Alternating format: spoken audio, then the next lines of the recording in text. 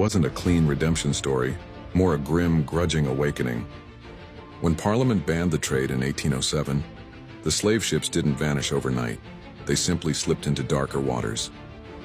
So Britain sent out a new kind of fleet, the West Africa Squadron. Men armed not for glory but for grit.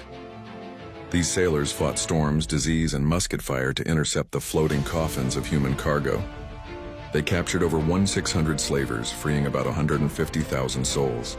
Many were resettled in Sierra Leone, a fragile colony built on the dream that freedom could be rebuilt from wreckage. But the ocean was only one battlefield. In smoky parlors and foreign courts, British diplomats waged a quieter war, inking treaties with Portugal, Spain, and the Netherlands, often with bribes disguised as compensation.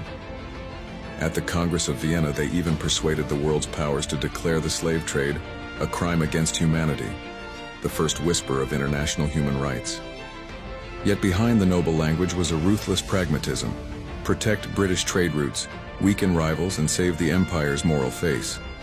Meanwhile, in the colonies, the enslaved themselves forced history's hand. The Baptist War of 1831 in Jamaica, led by the preacher Samuel Sharp, was not just a rebellion, it was a sermon written in fire.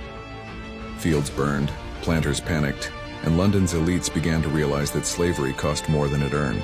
By 1833, Parliament finally abolished it across the empire, freeing 800,000 people, but paying $20 million to slave owners as a farewell gift.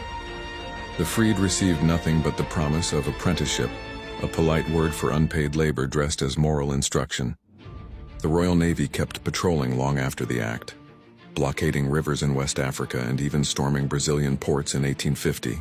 In the Caribbean and the Americas, Britain began granting asylum to escaped slaves who washed ashore, each case a small defiance of the old order.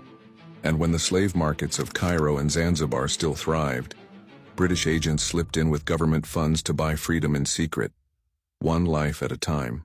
It took nearly a century for the empire to stamp out the last traces of slavery, from the Gold Coast to Bahrain. But the fight changed Britain itself. The same empire that had once trafficked in chains now carried the uneasy burden of policing them. There's a strange wisdom in that irony, that nations, like men, can be both sinner and savior, redeemed not by denial, but by the courage to confront their own darkness. Britain didn't erase its guilt. It wrestled with it, ship by ship, treaty by treaty, until the world it once enslaved began to turn its own face toward freedom.